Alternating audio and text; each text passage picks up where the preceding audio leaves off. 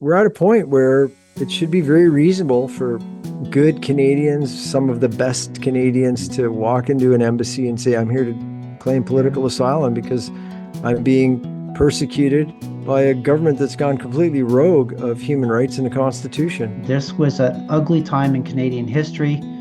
Bad decisions got made. We have no doubt about that now. Let's gather the evidence with the purpose of holding people to account. We reached the end of the road with all the political parties quite a while back on COVID. And not only has the Canadian government done a phenomenal job of denying the injured and the dead, they've even gone so far as to persecute the politicians, nurses, doctors that stood against it. I got to think that if the United States is unwilling to acknowledge a digital currency, that's going to put a stick in the spoke of the wheel of this control mechanism.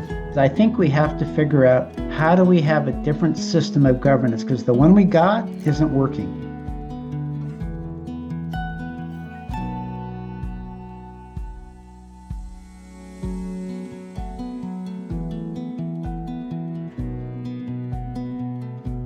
Welcome, friends. Thanks for joining us again for Wins of the Week with Dr. Mark Trozzi and myself, Ted Kuntz.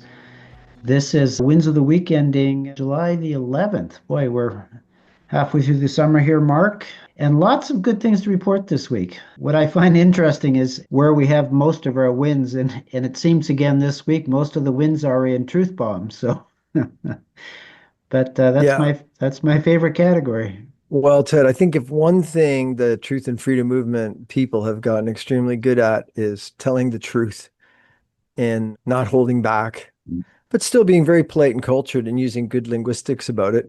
So it's worth celebrating that for sure.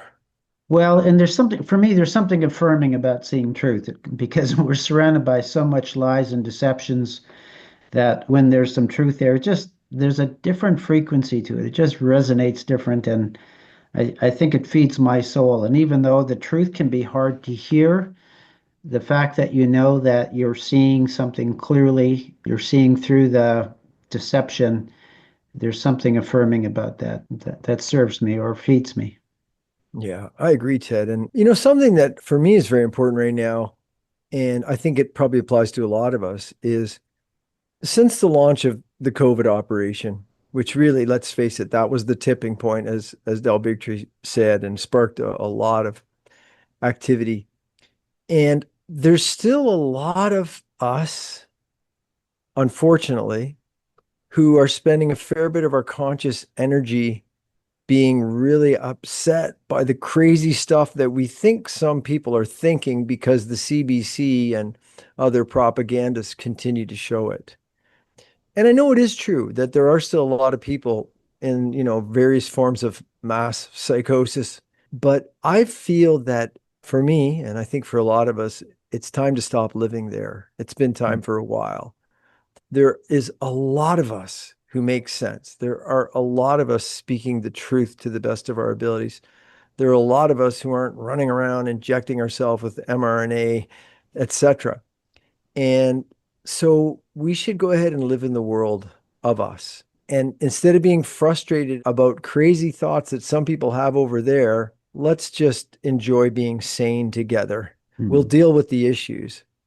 But I think we've crossed the point a while ago where we're the delusional belief that if we can get 51% of the population to vote for the right meat puppet, things will go somewhere. We know that's not the case. So I think we should celebrate working together. And while somewhat observing the circus and the propagandists, but to really actually celebrate the fact that we all know a bunch of really great, smart, intelligent, ethical, integral people. And that's who we communicate with. That's who we live with. That's who we're planning our survival with. And of course, Ted, there's nobody higher on the list for me than you, brother. So I'm celebrating you today. Thank you. Mark, you reminded me of something. Many years ago, I was a college professor. I taught at our local community college for about 7 years. And one of the challenges I had as a new lecturer is the number of students that would be sleeping on their desks or on their phones or just not paying attention. And I spoke with a more senior, experienced lecturer, and I said, how do you deal with that? And he said, I don't see them. I look at the students who are paying attention, and those are the ones I make eye contact with. As far as I'm concerned, they're the only students in the class. And you speak to those students, and you don't pay attention to the ones that are sleeping or doodling or on their phones. And that was a very important lesson for me because those other ones will always be there. And if they capture your attention, they'll suck the life energy right out of you and take away all your joy and your enthusiasm for what you're sharing. And I think so what you've said, Mark, is really important. Let's not try to reach people that can't be reached, that don't want to be reached.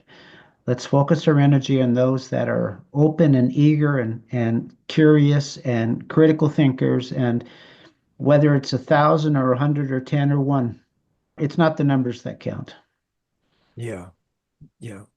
A lot of folks, like a lot of good folks, when I get a chance to talk with people who are, really with us from a long time ago, people who resisted the COVID operation, they still like just get wound up. Oh, everybody's so crazy and I'm so sick of it. And it's exhausting them. So I like Ted saying, like his fellow professor said, focus on the people that are making sense. Let's communicate together and do smart things together. And as for the portion of humanity that is just going to run off the cliff, well, we were not being able to do much about that. Well, Ted, we got some, of course, as always, we got some great comments from our last show. I just want to dabble a little bit in them. Terry McDonald wrote this. My God, what a week. The dark juxtaposed with the light. My great online friends, Ted and Mark, reminding us how far the progressives have taken us down the path to the edge, using the metaphor of a bottomless pit known as the abyss. Thank God for the awakened warriors. Thank God for warrior moms standing with their toes over the edge and arms out saying, nope, no more. It stops right here in mother's arms. Thanks for those comments, Terry. And we join you in celebrating all the mothers and fathers who've been standing up for the future. Roland Marie Ross shared some personal experiences and insights, quite fascinating. Plus, she wrote this, thank you for posting the Mexican Batman. And that's the vigilante. And then she called him, and maybe this is the way to beat the censors.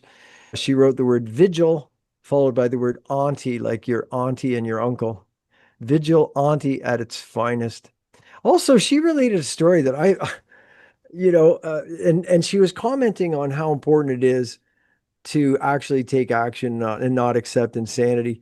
And she related a story of a man wielding an axe in a mall while the security guard was watching and doing nothing until she rigorously plotted him to take action. And then in summary, at the end of telling that story, she notes, people have to stop being timid and speak up, if not for your sake, for your children's sake. And Roland Marie, I am sure everybody else in the mall appreciated you doing something to get the guy with the axe out of the mall. It's unbelievable what goes on these days in public places. Priscilla Schwartz, last week was Canada Day, of course, and we were talking about, wow, what is Canada?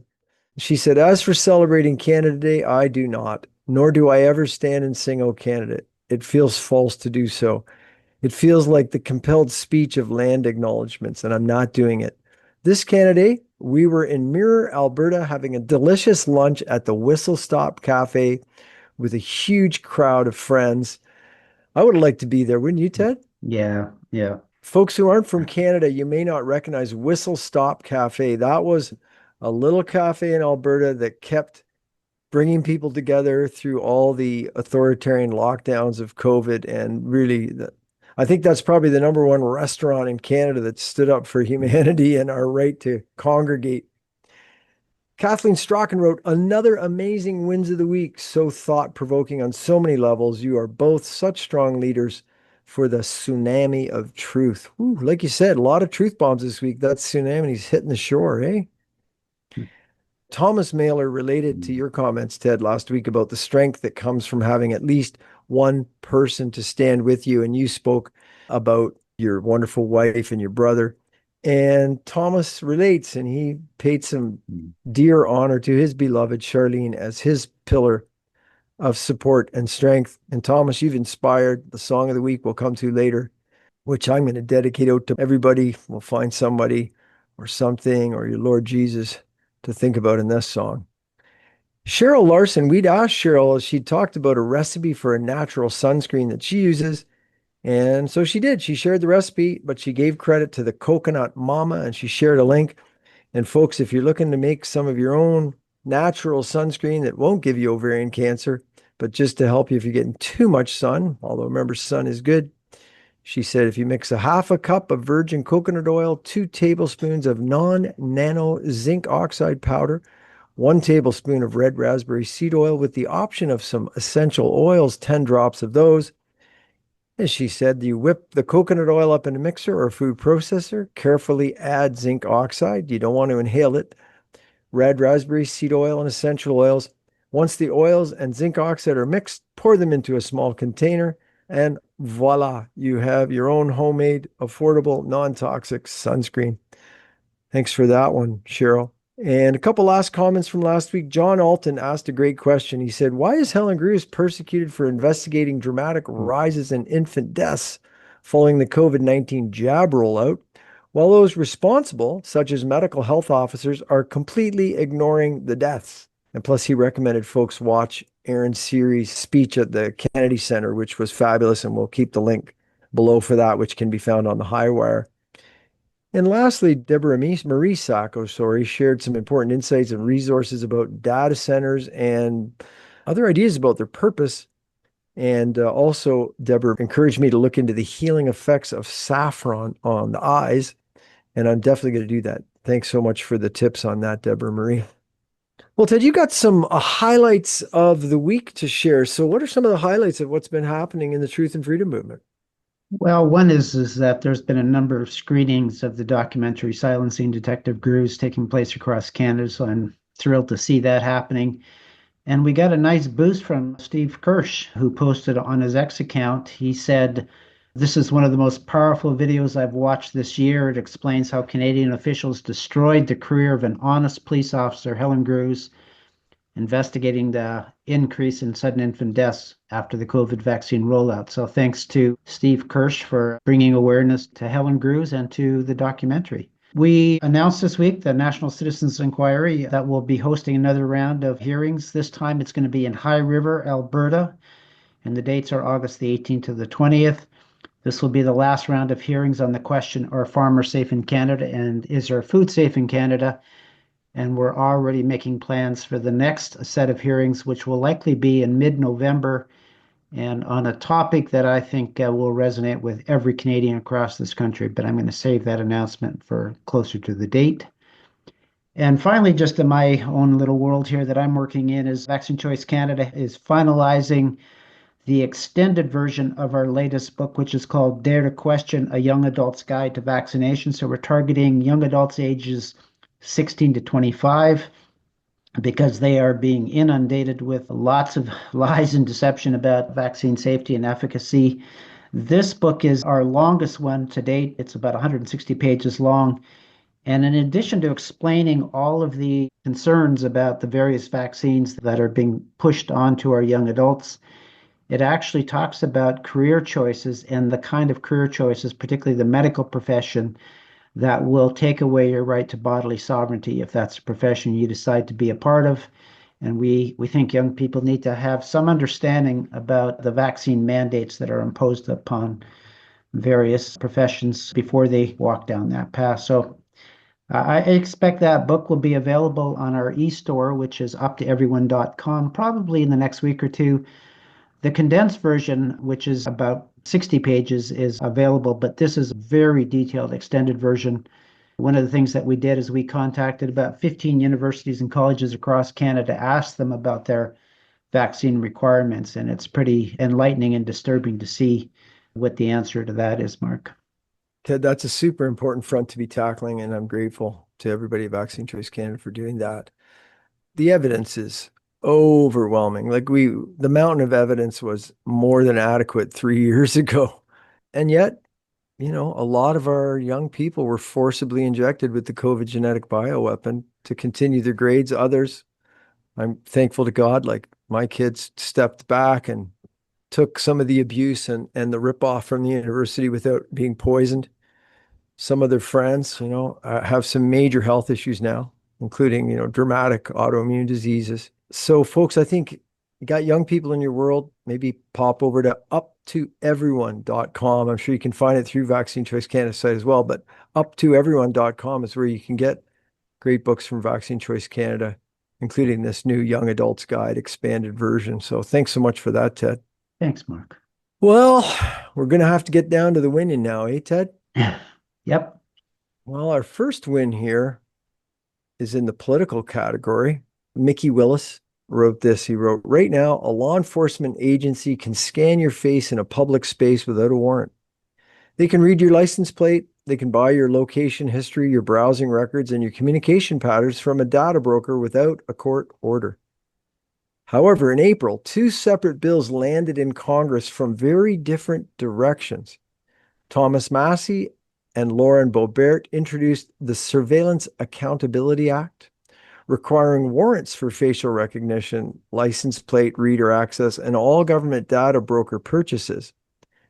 The same month, Mike Lee and Ron Wyden introduced the Government Surveillance Reform Act. Now, this is very interesting because Mike Lee is one of the most conservative senators in the chamber, and Ron Wyden is one of the most liberal. And so these two working together says a lot. Both bills require the same thing, a warrant supported by probable cause before the government accesses any of these tools. Mickey noted when the libertarian right and the civil liberties left in the same place, and when they land in the same place, that is usually a signal worth paying attention to. And what they're both responding to is a government surveillance apparatus that has been quietly built over the past 2 decades, not through dramatic legislation, through small decisions, one incremental step at a time, until one day you realize your face, your car, and your browsing history are all being tracked in real time, and the Fourth Amendment was never consulted.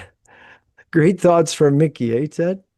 Well, what I like is that there's an acknowledgement of this surveillance apparatus that's been built, and now there is some of our representatives at the highest levels are recognizing the threat, at least in the United States, and trying to do something about that. Again, here in Canada, I'd say we're a decade behind, but the fact that there's conversation about this and proposed legislation, I'm encouraged by. Yeah, and I find it quite beautiful because it reminds us of how these ideas of what left and right is have been used to get people to basically on both sides support a lot of shenanigans most of the time. And it turns out that a lot of the politicians in either department are corrupt and working for the same, string holders.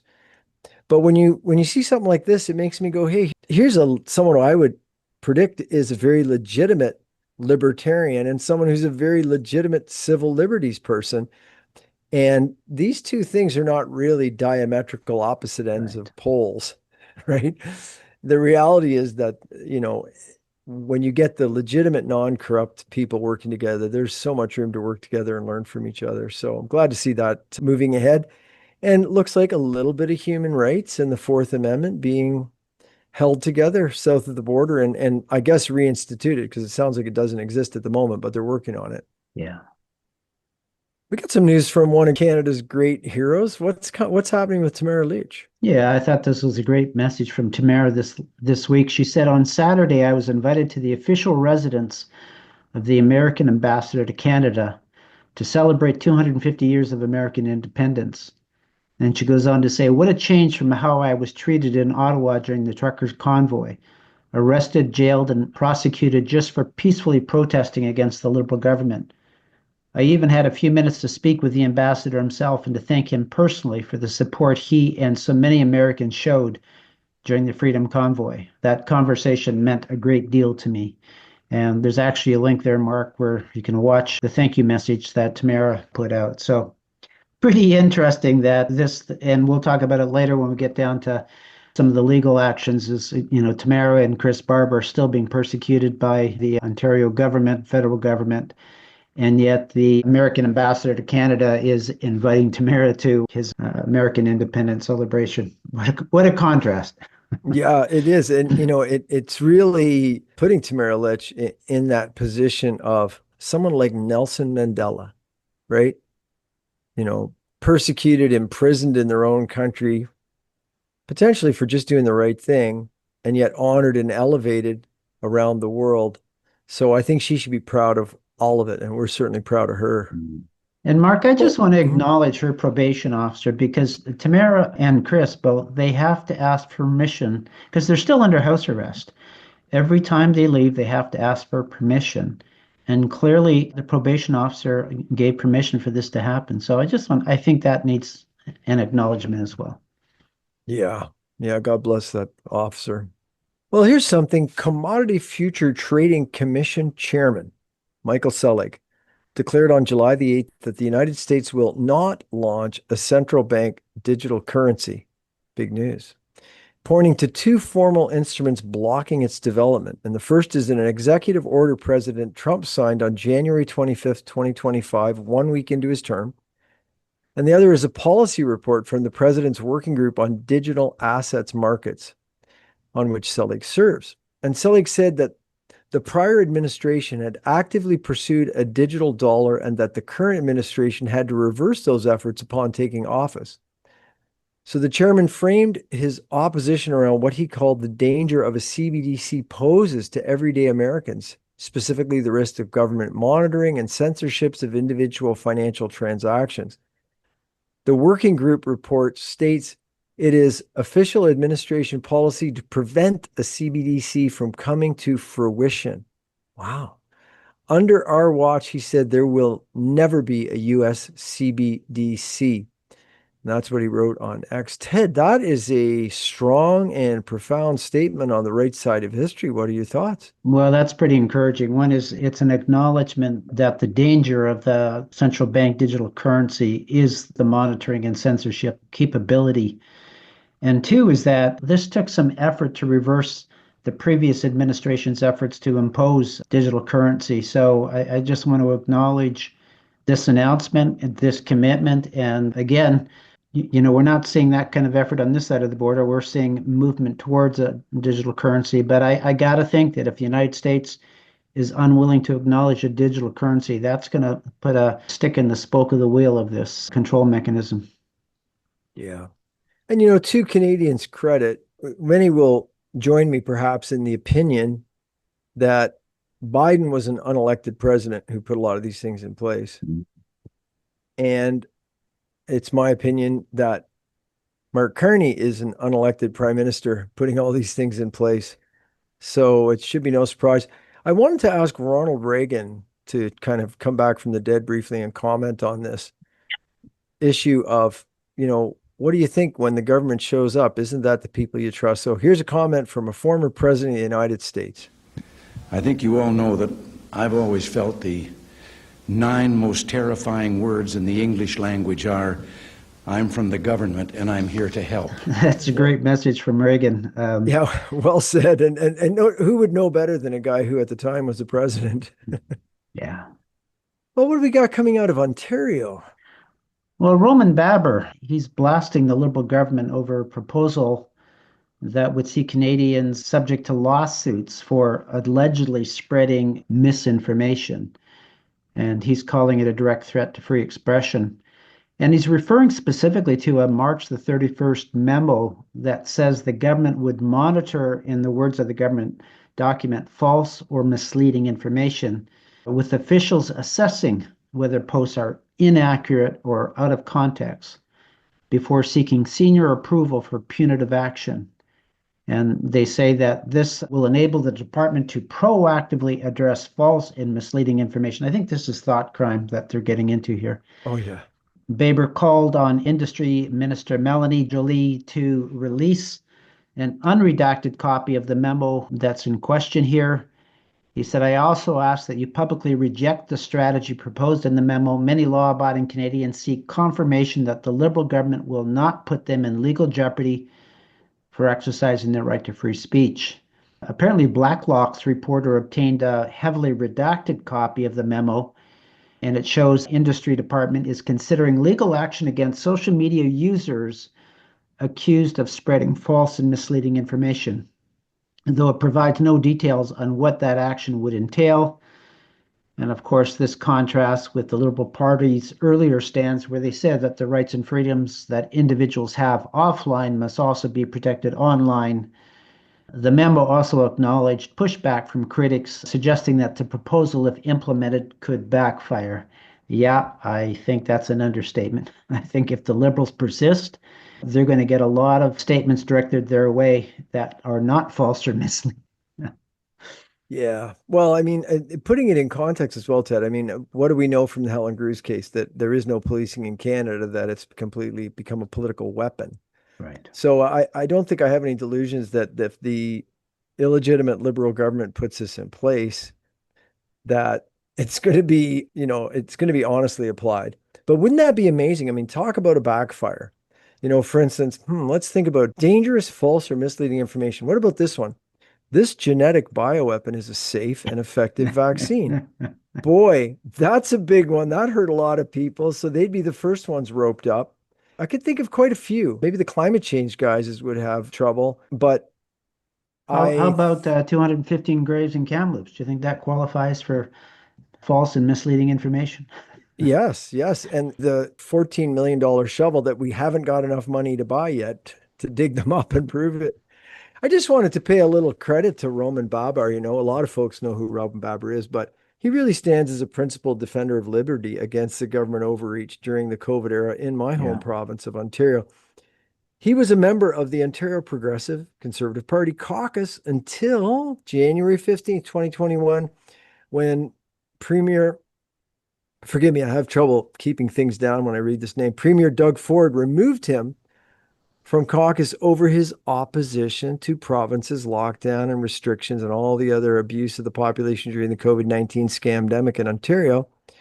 And most famously, Babar stated in an open letter to Premier Ford quite correctly, the lockdown is deadlier than COVID. So well done, Roman Babar. May Mhm. you live long and prosper. And Yeah. by the way, did you know that Babar was the chair of Parliament's Justice Policy Committee No. until he was removed over being concerned about justice policy? Yeah. He somehow didn't read the memo from government that you're supposed to do the opposite of what your mandate is. So, Yeah, or maybe, maybe he like read a holy book or something by Buddha or Muhammad or something that taught him about dealing honorably. So well done, Roman. mm. Well, we got some medicine and health wins, don't we, Ted? We do. Yeah. This first one is what MAHA President Tony Lyons put out in response to a New York Times article that was attacking MAHA's efforts to improve the quality of health in America. Lyons, he begins, he's saying, what is this author defending? That's the real question. He's defending the status quo. He's defending a system where America spends 2 to 3 times what other wealthy countries spend on healthcare and gets the worst outcomes in the whole industrialized world. Bottom of the pack, category after category. The people this article wants you to keep trusting, keep listening to, keep handing the microphone, those are the very people who failed this country. For a generation, they lied to us. They vilified anybody who tried to tell the truth. And this article is just the next chapter in that same story. It's part of the playbook to poison us, censor us, and propagandize us. That's what this timepiece is. It's an argument for a system that's been failing us for generations, dressed up to look like wisdom. The New York Times operates like a marketing arm of big pharma, big food, big agriculture. The same companies that have spent decades putting thousands of chemicals into what our kids eat and drink, the drugs and vaccines they are forced to take. You can't have real science without an honest press. When a paper that powerful is spewing lies day after day, people's health pays the price. Real people, real families. So why come after us this hard? Simple. Because we're a threat to the status quo, and the status quo has a lot of money at stake. And then he says, when they ignore you, you're not a problem. When they attack you, you're winning. And they are attacking, which tells me all I need to know. Great message from Tony Lyons. Yeah, it really is. And I was curious about this David Wallace Wells. This is the author of this hit piece. Maybe we could put a picture of him up. If anybody sees this man, maybe check if he needs psychiatric assessment or what's going on with him. But anyways, he's got a history of pushing propaganda to steer the herd of humanity off the cliff. Back in 2017, then writing for the New York Magazine, he put out one of the most alarmist climate pieces you ever saw. The planet's about to become uninhabitable, the whole doomsday show. And a whole lot of claims in that article later walked back, later retracted, shown to be wrong. And so he scared a lot of people before, half to death with things that weren't true. So great respect for Tony Lyons and the MAHA movement. And as for David Wallace Wells, I think you should just write notes on toilet paper and leave it in a bathroom somewhere. There we go. There you go. Oh, we got some legal wins too, Ted. Of course, no surprise to see the Democracy Fund back in the winner's circle this week. The Democracy Fund announced that two charges of obstructing a peace officer against a Toronto-based charter auditor and a police auditor were withdrawn by the Crown. Isn't just on the surface of that, isn't that a bit strange? Like, wait, a charter auditor and a police auditor were charged with obstructing a peace officer. Strange, eh? But anyways, the client was charged following an incident in which he was peacefully filming police activity while standing on public property outside of Toronto Police Station in February 2025. Folks, that's where we are in Canada. Following multiple Crown pre-trials and court appearances, the Democracy Fund lawyers successfully secured the withdrawal of those two charges. However, the client continues to face one outstanding charge of criminal harassment under Section 264 of the Criminal Code, and this remaining charge stems from similar events, including recording police on public property. The Democracy Fund remains committed to defending the client's right to free speech and will continue to represent him as the matter proceeds. Well done, Democracy Fund. What do you think, Ted? Do you think that it should be a crime to film the police and make it hard for them to break the law? Well, yeah, I mean, because the police shouldn't be held accountable to anybody. Come on. This is a pretty bizarre story. When somebody has a responsibility to audit the police, whether our charter is being followed, and he's being charged with obstructing a police officer by filming from across the street. Boy, if that's obstruction, I think all of us are guilty. Anyways, the good news is the Democracy Fund is on top of this. I think that much like the Helen Grew situation, what this shows is it discredits our police forces. They're guilty of discreditable conduct by their own behavior. So let's hope that they stand down on this last remaining charge for this man. Yeah. And you know what I'd like to do is what about looking into the people he was taking pictures of? It sounds like there's something concerning there. Mm. Again, like you said, reminiscent of Helen Cruz. All this attention put on a detective as opposed to the dead babies. So here you have a man on public property filming the police, and somehow he's obstructing the police, filming something they should be proud of. A lot more to that story, I'm sure. I'm sure. Shining a light on the darkness. Well, the NCI is focused on food for some very good reasons. It seems to be an essential part of being alive, and it's under threat. But we've had a bit of a win in Canada, of all places, on that front. What's happened there, Ted? Yeah, so there's a proposed settlement has been reached with some of the largest meat companies in Canada. They're accused of conspiring to fix the price of beef for Canadian consumers. And so a statement was issued this week from multiple Canadian law firms that said JBS, which is a large beef company, Swift Beef, JBS, Packerland, and JBS Canada have agreed to pay $7.49 million. And another company, National Beef, will pay $495,000. And this is, they haven't admitted any wrongdoing, Mark, but they're still going to pay this over $8 million. They're accused of conspiring with each other to fix, maintain, increase, or control the price of beef. And I guess they got caught, Mark. And again, they're not guilty, but they're still going to pay. So It sounds like they forgot to leave the corrupt politicians out of the plan, like the dairy farmers in Canada, which have consolidated this fixing the price of food for people. I think So, you're right. They've done something wrong. They should talk to the dairy industry who knows how to do this, or some of the other industries that are pretty good at fixing prices now. yeah. Yeah, it's interesting that they're both in the cow industry, but it looks like the milk industry is better at milking things. So that's no surprise. Well said. Well, Ted, we got some citizen action. This is good news. Last week, Mexico's Telecommunications Regulatory Commission announced a staggered extension for citizens to register their mobile phone lines with their identification. This controversial requirement has received pushback and resistance from the Mexican population, many of whom question how their data will be stored and used. According to the announcement, prepaid phone lines that have not yet been linked to an identity will now have until between August and December to complete the process. The new policy states that after the deadline expires, telephone companies will suspend service to non-compliant lines within 72 hours. And to quote them, for the safety of all, every telephone number must be registered in the name of one person in order to eliminate anonymity that has allowed crimes such as fraud or extortion. Further, they say with this measure, Mexico will cease to be one of the few countries that allow the acquisition of a SIM card without identification and will join the international practice currently in place in 166 countries of tyranny. I added that part. With the extension of the deadline, the Mexican government and telecom companies are hoping extra time is all that will be necessary to convince more than 50 million people to comply with the mandate. And this may prove more challenging than they anticipated in a country which is well known for mistrust of official institutions. Ted, what do you think? Should we keep some Mexicans with the power of anonymity in life? Well, I think this is pretty amazing. I didn't realize that in Mexico you could buy a SIM card without identification. I think that's great. What's interesting here is I think the telecommunications industry is actually going to be under some pressure here because there's 50 million Mexicans who are not complying with giving identification.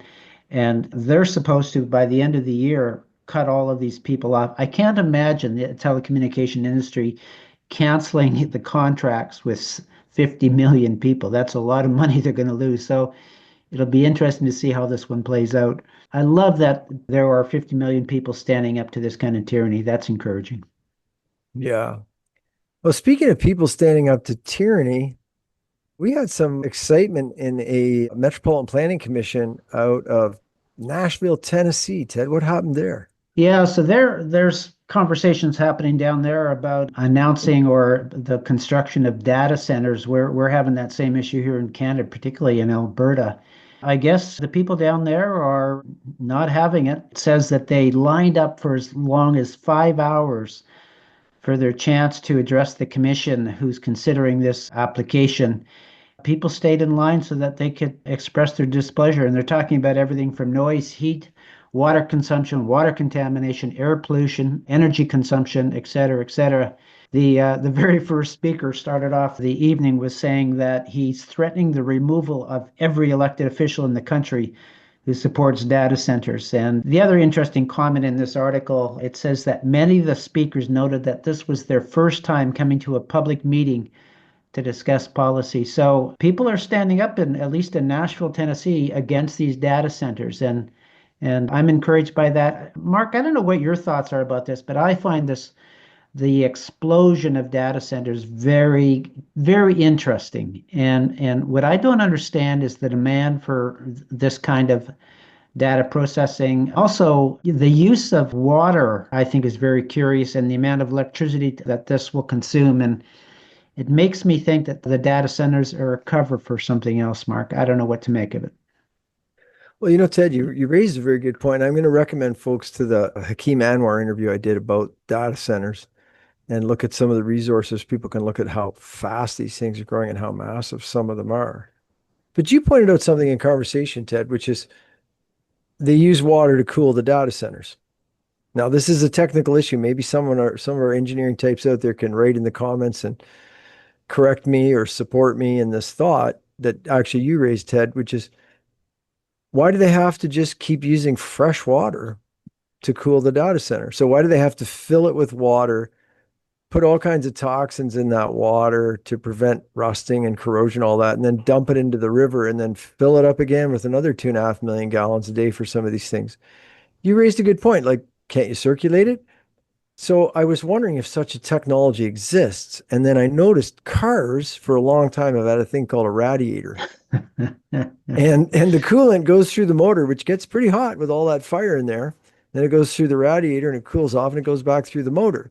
And it's a very good question. Why do we just have to constantly, it would be like needing a garden hose to drive around behind your car, filling up your coolant as it pours out on the ground. I don't see any reason for that. So maybe somebody can enlighten us. Why can you not just have a closed system to cool a data center. And then I think there's a lot of other interesting questions, Ted, which is like, well, what's the real purpose of these data centers? What's really going on? I mean, Yeah. so many things are a black box to us that I think a high level of suspicion and then some, intelligent meeting through the variety of evidence that shows up will render deeper understanding here. Yeah, it'll be interesting what kind of comments we get in the comment section next week, Mark. I'm curious if people understand this because it doesn't make any sense to me. The volume of fresh water and electricity that is being demanded here and the number of projects that are happening globally, I got to think there's a different agenda here. That's all I can say. It usually is, Ted. Well, here's some empowering thoughts from Jennifer Fraser, who wrote this week. Self-governance begins long before government. It begins with how we care for ourselves, our families, our homes, our neighbors, our community. It's easy to look towards governments and institutions to create the kind of world we'd like to live in. But what if meaningful change starts much closer to home? What if resilient communities are simply made up of resilient people, people who know their neighbors, who support local businesses, who grow food, who share knowledge, who take responsibility for their health, their relationships, and the way they contribute to the world around them? And apparently, Jennifer Fraser, that's what she'll be exploring during a July 16th community connection and collaboration event online. And if you're interested in that, you can go to Jennifer Fraser Co 3, and we'll put the link in the material. You've been commenting along those lines, Ted, for quite a while. In fact, Yeah. last week it got very busy on X with a comment you made in last week, Wins of the Week, where you said, for too long, we've been acting like adolescents and not Mhm. taking responsibility. Yeah, and again, I actually took ownership of that as well. As I've been reflecting on my own contribution to governance in this country. And I've spent a lot of my life sitting on the board of directors of various not-for-profits, a lot of disability groups, et cetera, et cetera. But I have to admit, I haven't sat on groups that are responsible for the governance of this country. And in hindsight, I think that that's what's needed. But I really like Jennifer's message here that self-governance actually begins at home. And it's a way of being, it's a way of taking responsibility. And it starts at your home, it starts in your local community and grows out from that. And she's got a couple of speakers that are going to facilitate or contribute to this conversation next Thursday, July the 16th. And I've signed up for it. I'm looking forward to these thoughts because I think we have to figure out how do we have a different system of governance? Because the one we got isn't working. And it might be them, it might be us, it might be a combination. All I know is that we can't allow the current system to continue because it's not working. Amen to that. Well, that's good news. So folks can join you and a bunch of other speakers July 16th. And again, the website for that is Jennifer Fraser CO3.com. And that's the number 3. Yeah. Yeah, the number 3. Well, Ted, that brings us to our favorite section. And as you pointed out earlier, a big section this week, truth bombs, people telling it like it is. Toby Rogers steps up to the plate first this week. Yeah, he's got a Substack that I often read, and he just had a couple of sentences here that I was tickled by. He said, if airplanes had the same safety record as vaccines, no one would fly. If cars had the same safety record as vaccines, no one would drive. However, because vaccines are inflicted on infants who cannot speak, authorities do nothing and celebrate the harms. Absolutely diabolical, and I would agree. Yeah, well said, Toby. Well, here's another truth bomb opinion from the Epoch Times, where they wrote on June 12, 2026, the eyes of the nation were fixed on a stadium in Toronto where Canada met Bosnia in a soccer game, and the result was a 1-1 tie. Great was the rejoicing in the tents of Canadian fans of the sport. Never before had Canada gained a point in a World Cup tournament. The CBC reported that it should be a point of pride for Canada, a huge confidence booster for the co-hosts. And the author wrote, color me unimpressed. Celebrating a tie against the nation of 3 million ranked 65th in the FIFA ranking seems to be setting the bar at a very low height. The problem is not soccer. The problem is that lowering the bar has become a habit across Canadian institutions. Consider the case of recruiting to the Canadian Armed Forces. Witness the fruit of lowered standards in our educational system. Canadian indifference to excellent is also built into the criteria for Canada research chairs and university professors. Mm. Many of these positions now specifically bar healthy white heterosexual males from even applying, reserving them only for women or 2SLGBTQIA plus people, Indigenous peoples, racialized persons, and persons with disability. And this is regrettable for two reasons, the author notes. Firstly, it assumes that with soft bigotry that professionals from these groups could not compete in an open market and leaves them open forever after the condescending stigma of the diversity hire. Secondly, by cutting the recruiting pool in half, we have dramatically reduced the chances of finding the best qualified candidate. In the 21st century, if we don't want other countries more ambitious, harder working, and better educated to eat our lunch, this has got to change. Yeah. Well, I agree, Ted. Yeah, again, that's a great truth bomb coming out of the Epoch Times. And I've shared the story before, I think, Mark. I've got a very good friend whose son is just off the charts brilliant. He attended UBC, and in his master's program, he was the only student in the history of the university to get 100% on every course he took. He was, sought after by research institutes around the world, spent some time in Edinburgh. He was in San Francisco, but he wanted to come back to Canada, which is where his family is. And so there was a position at Simon Fraser University in Burnaby, British Columbia, that he applied for. And as it went, Mark, is that he was interviewed a number of times. He had to teach a class. There was a number of hoops that he had to jump through. And the dean pulled him aside and said, "You are by far the best candidate that we have ever seen, and I can't hire you." And he said, "Why not?" And he said, "Because I'm told I have to hire a woman of color." And that's exactly what they did. They hired a woman of color for the position.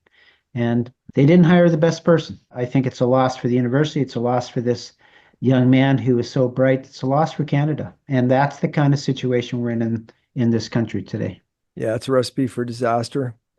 The good news on that, though, is that all of the great minds in so many areas in Canada are available. Mhm.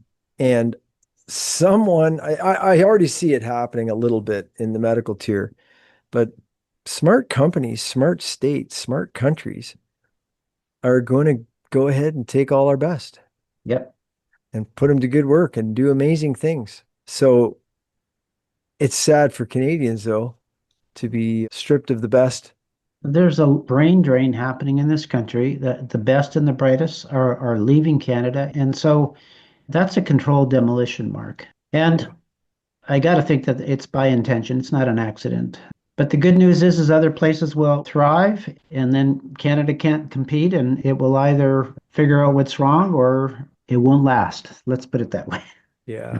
Well, and we've figured it out. And it comes back a little bit to the comments we were making earlier, about checking out of the matrix and into reality. Mhm.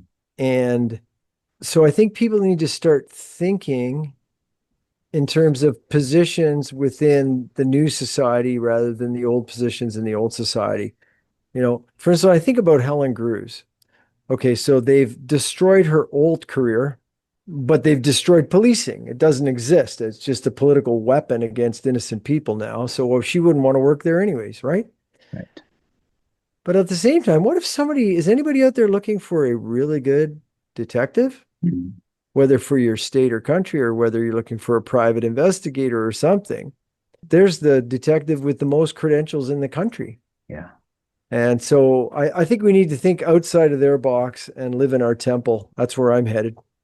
Well, and Mark, we talked about this with medical doctors and people in the health profession. I mean, COVID was a great test of those that had courage, morality, commitment. There's a handful that passed with flying colors, and we wouldn't have figured out who is who without being tested. And some of those still haven't found positions, but the hope is that over time, the Patrick Phillips, the Dr. Mark Trozzi's, the whole list is there, the Charles Hoffs, that they will work for people that value what they bring to the table. Yeah. And Ted, I can tell you from behind the scenes of that front, that's already happening. Mm. Well, we got something from Drea Humphrey. She's one of my favorites of Rebel News. What's she written about? Well, she put out another truth bomb here. She said there's another BC band that has made nearly identical claims to the Kamloops band, collected millions in taxpayer dollars for it, and then they went completely silent. So she goes on to say nearly a year ago, the Seashell band announced it had identified an additional 41 unmarked graves at the former St. Augustine Residential School, bringing its claim total to 81. Chief Lenora Joe said that the nation was saddened by the findings. So Drea started asking the obvious question. She said, if 81 graves were found, where are the bodies? She said a discovery this big surely warrants an investigation, but the band wouldn't respond to her questions, neither would the RCMP. And she approached the BC coroner's office and discovered that, they confirmed that they're not involved in any investigation into the so-called 81 graves. So then Drea keeps going. She goes, what I did find is where the money went and why nobody seems in a hurry to put a shovel in the ground. Federal records show the band has received roughly 2.7 million through the Residential Schools Missing Children Community Support Fund, and its site is eligible for another $475,000 in provincial funding. And then she goes on to say, strangely, the National Center for Truth and Reconciliation lists 0 missing children tied to that school. Yet Chief Joe insists that elders' oral accounts are sufficient evidence. And she claims that science is just a small supporting piece. Pretty crazy stuff. Thanks, Dre Humphrey, for continuing to do good investigative journalism. Yeah, well done, Drea. Don't you hear the echoes of Professor Whittleson? I mean, this is, where are the bodies? Yeah. Yeah. Well, I mean, who knows? Maybe it's a great way to raise money. I just think I remember my great, great, great, great grandma, whose name was Running Bear. I think she mentioned that there's bones in the backyard. Mm. So I'm going to be reaching out to the Canadian government and get a couple $2 million. Could probably use it for something good, like treating the people injured with the bioweapon shot. That'd be good use of the money. Sounds like a plan. Yeah, we could probably milk it for a long time. Well, Ted, maybe I'll take this next one. There's a recent excitement, and I think it's some pretty neat excitement about Conservative MP Dean Allison and the Allison inquiries. I just want to state, though, before we go into this, is to keep in mind that we reached the end of the road with all the political parties quite a while back on COVID. And not only has the Canadian government done a phenomenal job of denying the injured and the dead, they've even gone so far as to persecute the politicians, nurses, doctors that stood against it. Even the Conservative Party kicked out Derek Sloan, who really was the greatest politician in 2020, 2021, looking for human rights and constitutional rights and the rule of law. Having said all that, Conservative Member of Parliament Dean Allison said this week that since announcing the inquiry into reports from Canadians who say they were injured by COVID-19 vaccines, hundreds of people have come forward to share their experiences. That's scratching the surface, Dean. Allison told reporters that he wanted to promote compassion, both for Canadians who suffered from COVID-19 or suffered from a COVID-19 vaccine injury. That's a nice job of walking the line. This is not about relitigating every decision made during the unprecedented public health crisis, although it would be for me. He said, it's not about assigning blame, although it would be for me. It's about listening. It's about learning. Wow. Dean, I really love what you're doing, but the National Citizen Inquiry listened and learned from 300 plus witnesses, 100 experts under oath, and created a commissioner's report. So you're a little late on the listening, but we're glad that someone has been assigned within the Progressive Party to do some listening. As opposed to not assigning blame, I think mass murder does require blame. So I'd like to see that shift a bit. Anyways, a commenter posted the following in response. Unless this inquiry results in concrete action to identify the government's responsibility in this fiasco, assign blame, and start the path toward justice for all the dead and injured, it's basically just a focus group session. Geez, I guess I didn't need to make all those comments. Here they are. The article went on to say a citizen-led inquiry into Canada's response to the COVID-19 pandemic also heard from vaccine-injured Canadians in 2023. The inquiry's final report recommended that information related to institutions' actions during the pandemic should be made publicly available. Independent audits should be conducted, and institutions should face criminal and civil penalties for their actions if appropriate. Amen. Ted, what are your thoughts? I mean, as one of the founders of the National Citizen Inquiry that did all the hard work, what are your thoughts on this? Well, Mark, I'm where you are, is that this is, and I've said this before, I welcome any opportunity to bring awareness to vaccine injuries, but this inquiry is not an inquiry. It's a listening opportunity. And there's no power here. And he's very clear about this. He says it's not about assigning blame, it's about listening, it's about learning. And as the Epoch Times, went on to say, a citizen-led inquiry, and there, if you click the link in the article, it does go to the National Citizens Inquiry website. We've already done this work, and we've provided actually 400 recommendations about how things should be different. It's time for some criminal charges to be laid. We're dealing with, I think, the largest mass government-imposed harming of Canadian citizens in the history of Canada. And to suggest that this is just a listening opportunity, boy, it doesn't get me excited. That's all I can say. Yeah, it's a little under accomplishing. I mean, and just if you put it in just a daily event type of thing, I mean, if you witness someone breaking into your home, beating your family, maybe they're not even injecting them with genetic bioweapons, so they'll poison themselves to death slowly. But let's just say just the old-fashioned beating up and robbing. And you run to the police, and the police say, hey, you know what? We're going to give you a chance to tell us what's going on. We're going to listen to you. Okay, don't listen for too long because there's people still raiding the house. I need you guys to take action. Well, no, this isn't about taking action. This is about respecting your right to be heard. Well, if you're hearing me, you better do something about it. Well, no, we're not doing anything about it.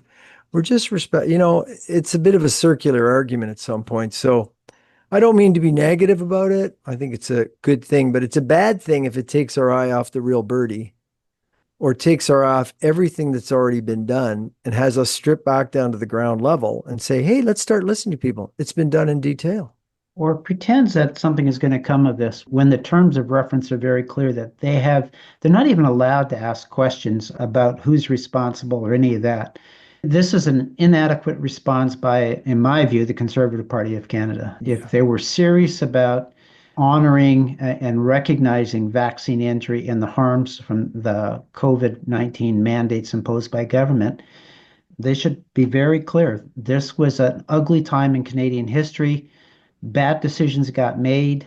We have no doubt about that now. Let's gather the evidence with the purpose of holding people to account. But I'd like to see Pierre Poilievre walk into the House of Commons with the 3 volumes of the Commissioner's Report of the National Citizen Inquiry, slam it on the desk, look at the unelected Prime Minister and say, we got to do something about this.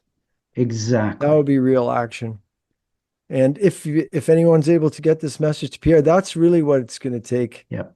Yeah. to get us interested. The problem with that, and this is the problem for any political group out there, is if you actually do the right thing, the capacity to pillage the masses on behalf of the WEF and the UN is lost. You would actually have to be defending human rights in this country to get our real support long term. Otherwise, that's why we're building parallel institutions like the real National Citizens Inquiry.ca. Well, Prime Minister Carney, I don't like to use that term. I don't think he was elected, and people could interview me on that in detail if they want to think why. But so somebody offered him a gun? What's going on here, Dad? Carney was in Turkey this week for the NATO summit, and the Prime Minister of Turkey gave personalized engraved pistols to all of the NATO leaders. But what's interesting is that Carney can't accept the gift from the Turkish Prime Minister because of Liberal Bill C-21, which received royal assent back in December of 2023. And so the bill was known as the Handgun Freeze Bill, which makes it illegal to transfer handguns within Canada or to bring new handguns into Canada, and that anyone possessing a prohibited or restricted firearm without required license is committing an offense in the Criminal Code of Canada. And so Mr. Carney had to turn over his revolver, his engraved revolver with his name on it, to the RCMP because it's not legal in Canada. I just think that's pretty funny. Well, did Kearney miss the memo?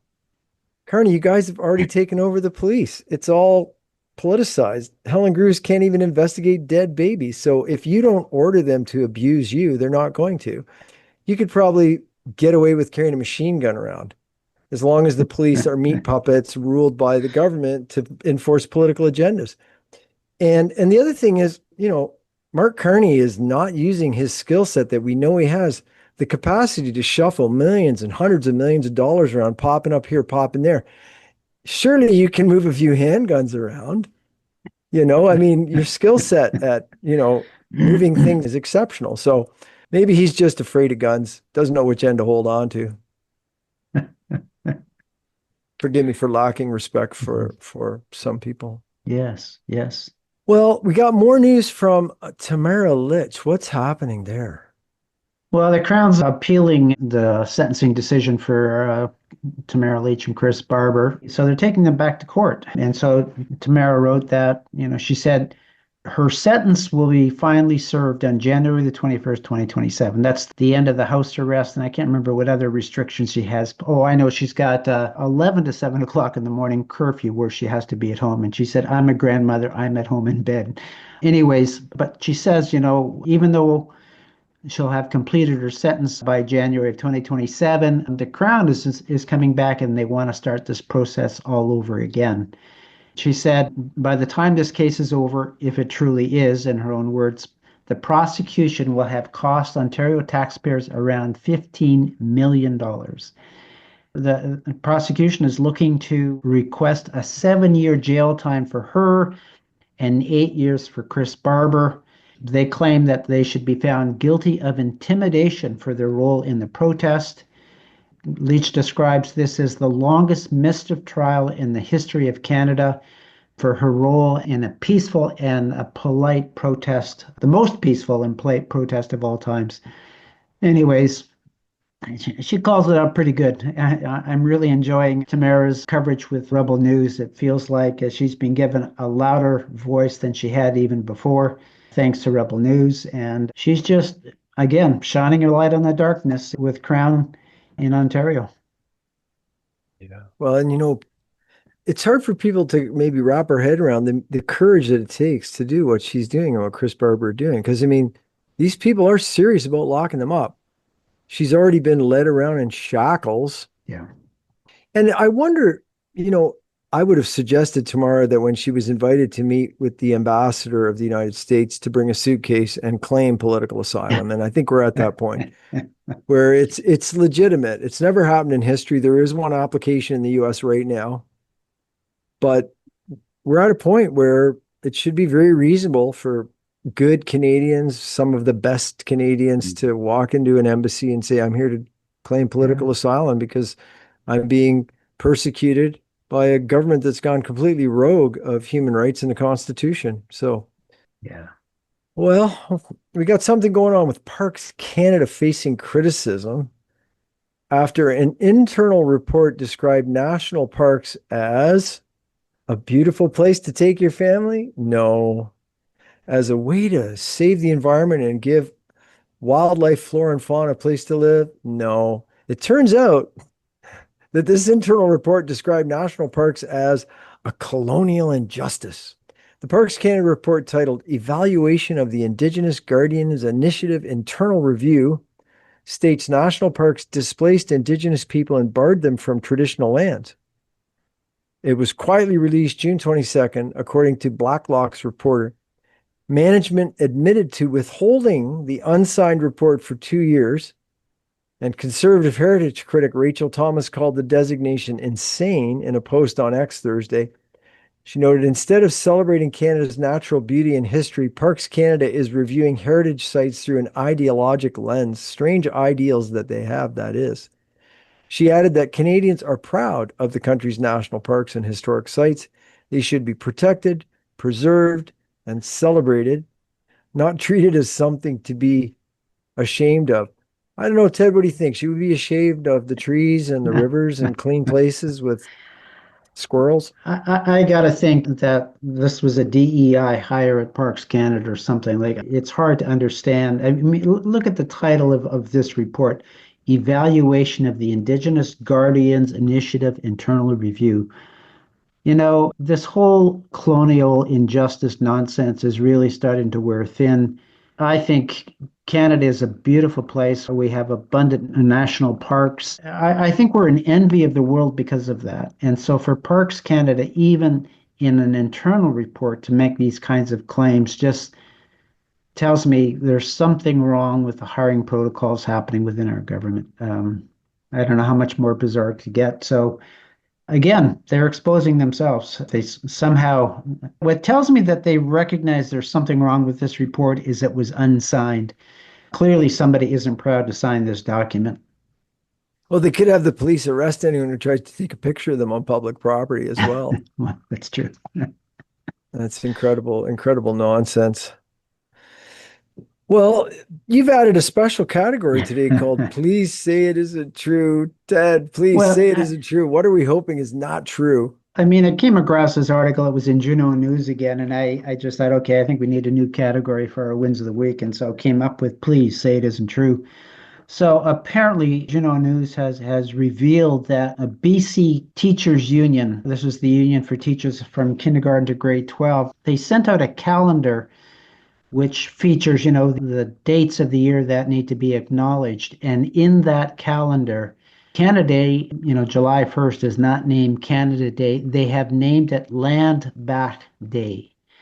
And this is what they send to every teacher in British Columbia. I mean, it shows how bizarre things are in our education system and in our unions. And all I can say is that if you're sending your kid to school with these kinds of teachers backed by this kind of union, your children are at risk.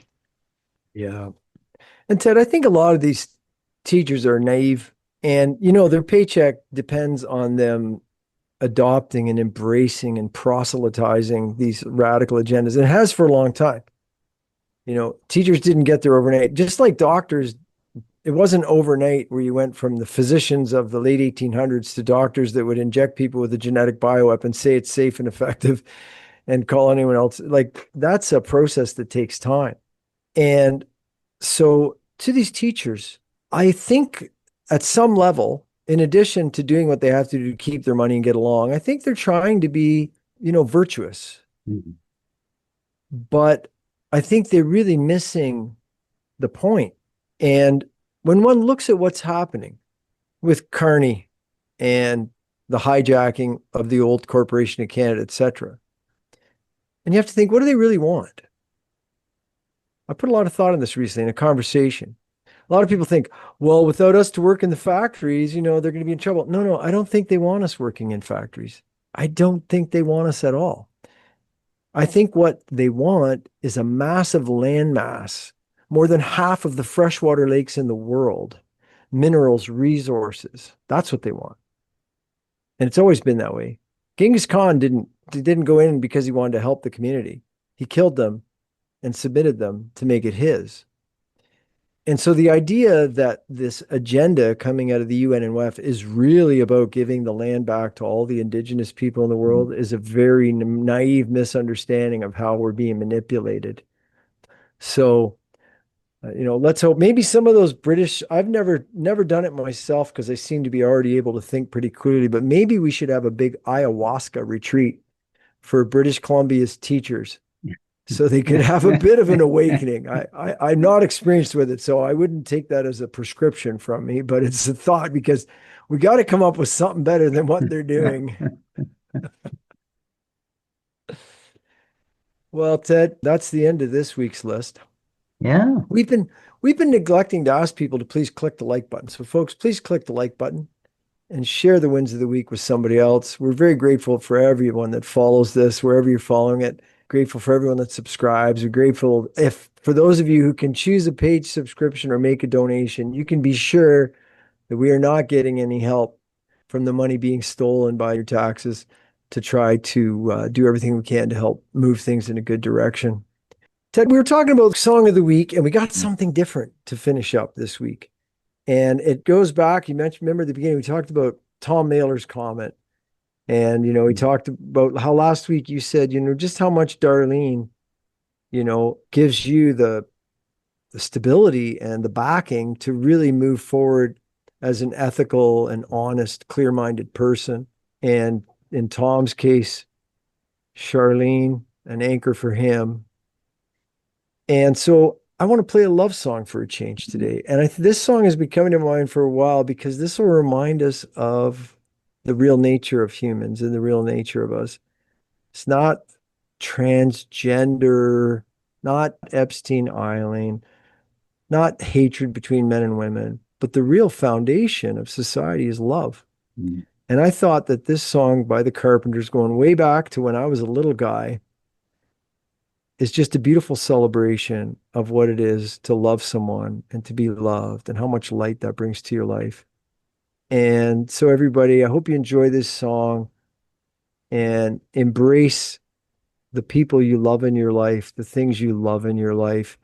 And I hope the spirit of this song will elevate us and keep us functioning very highly while we continue to deal with the combination of building the new and disassembling the old. So let's get on top of the world, friends.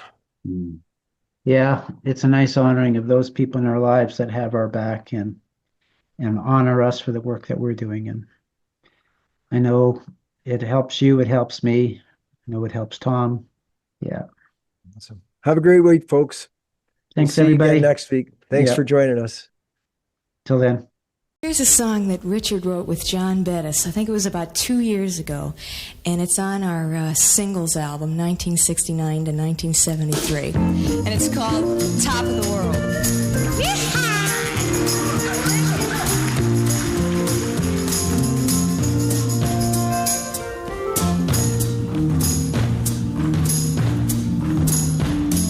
Such a feeling's coming over me.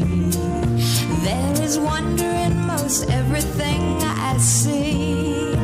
Not a cloud in the sky, got the sun in my eyes, and I won't be surprised if it's a dream.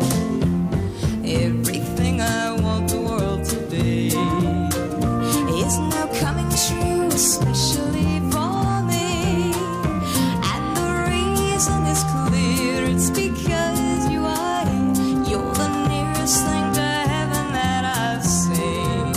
I'm on the top of the world, looking down on creation, and the only explanation I can find is a love that I found ever since you've been around. Your love's put me at the top of the world.